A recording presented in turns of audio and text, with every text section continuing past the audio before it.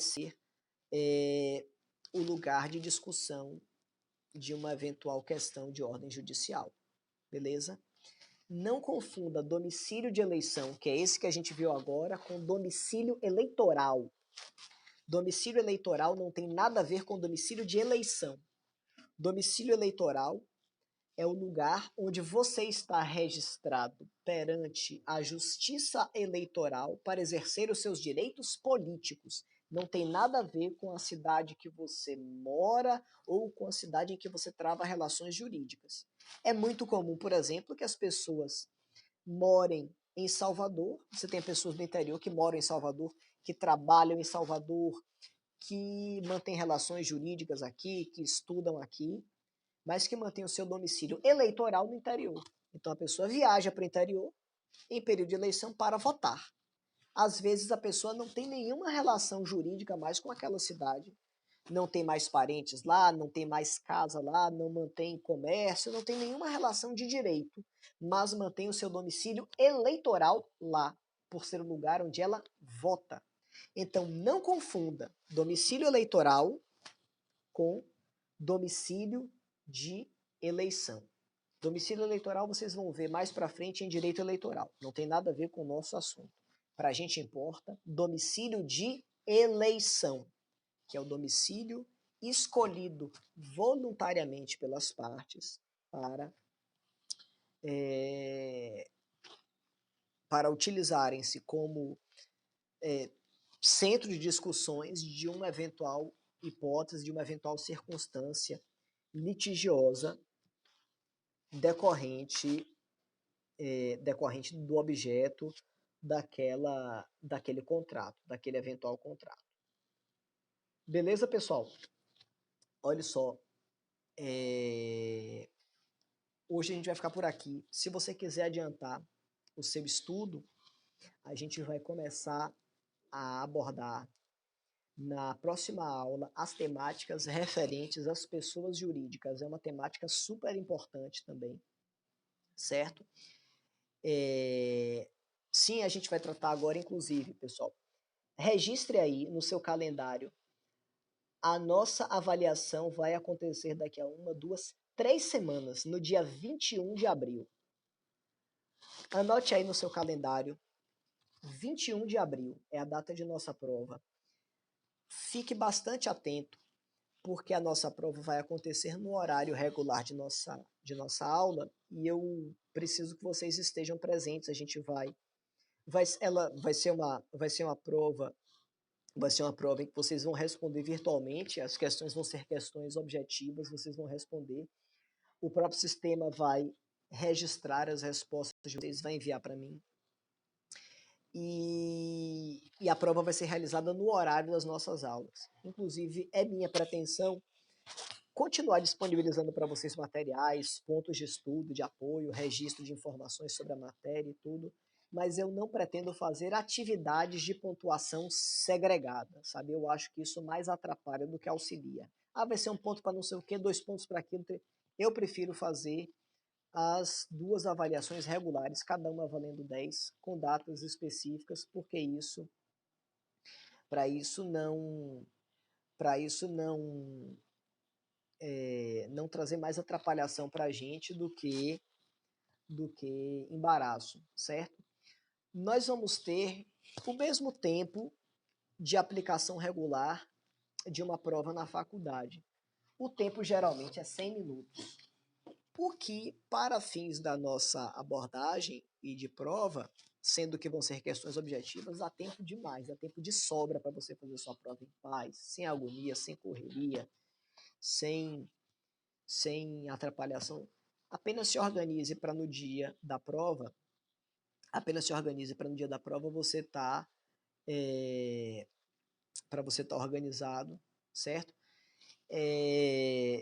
Na verdade, eu vou começar a dar algumas instruções. No dia da prova, eu vou dar algumas instruções sobre a prova, como é que ela vai ser, enfim. E a gente vai começar a prova logo depois dessas explicações. Eu acredito que por volta de 7 horas. Não vou começar a prova antes disso.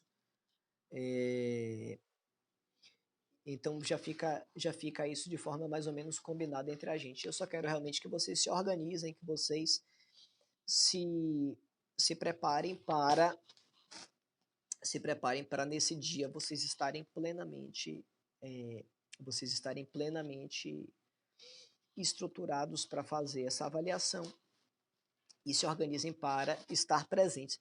Se você não estiver presencialmente fazendo a prova, no dia da prova você vai ter que fazer segunda chamada, certo? Então evite isso. A gente está num período meio complicado por conta desse afastamento. Vai ter tempo de espera. Nossa aula começa às 18h30. Eu vou começar às 19 horas a aplicação da prova.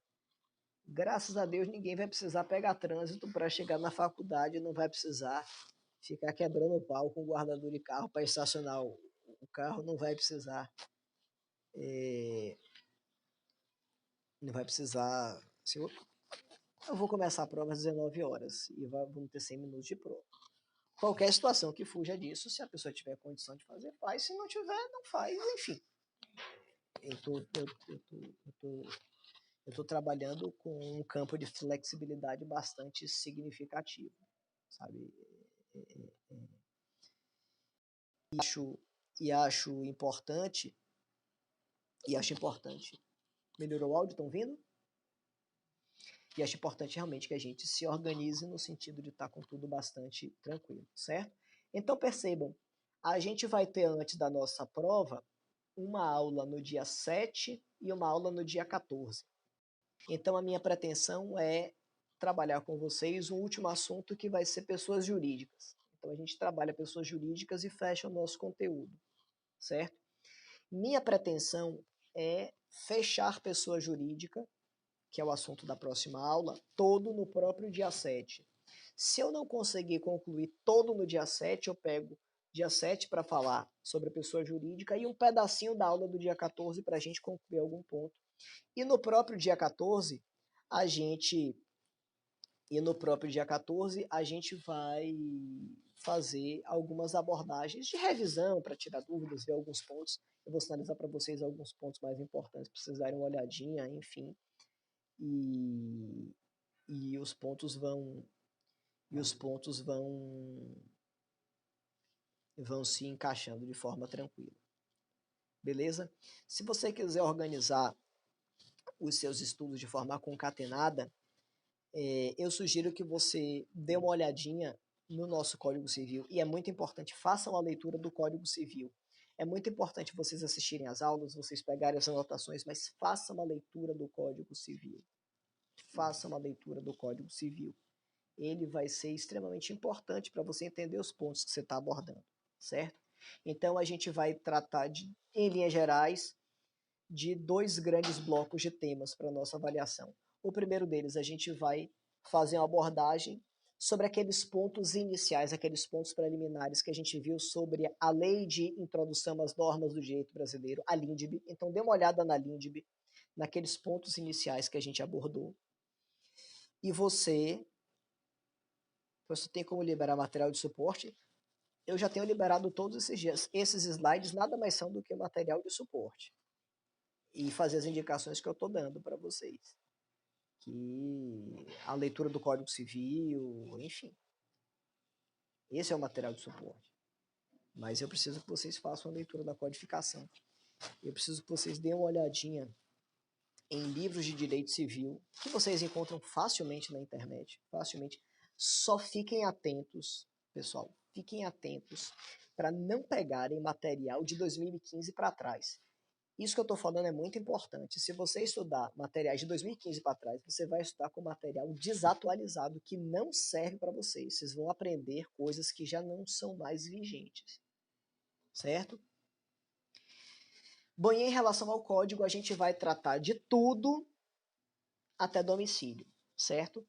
A temática dos bens vai ser o primeiro assunto da segunda unidade. Então, você vai tratar do artigo 1º do Código Civil até domicílio, certo? Mas bens é assunto de segunda unidade, não cai, mas tudo entre domicílio e início da personalidade jurídica pode ser assunto das nossas abordagens.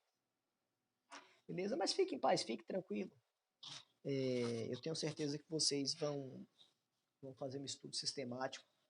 Eu espero que as aulas estejam sendo, apesar de elas estarem sendo ministradas de forma remota, de forma um pouco diferente do que a gente está acostumado, mas eu espero que elas estejam sendo proveitosas, que vocês estejam tendo condição de absorver as informações e de entender de forma bacana, sabe? É uma novidade para todo mundo, mas eu tenho achado muito interessante essa experiência. Espero que tenha sido bacana para vocês também. Beleza?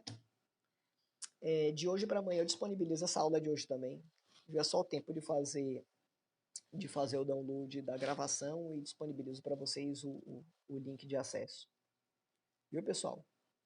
Uma boa noite para vocês, que Deus os abençoe, muito sucesso e qualquer feedback ou qualquer questão vocês vão colocando para mim. Vão ser todas questões fechadas, não vai ter questão aberta nessa primeira prova, não.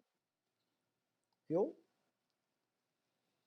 Pois é, eu tô cheio de cabelo branco aqui, o negócio é complicado. Ô, Bahia, eu tava sem minha caneca do Bahia hoje, por isso que eu não peguei. Mas para a próxima terça-feira que vem, com certeza. Um abraço, gente. Tudo de bom para vocês, bom descanso e fique em casa.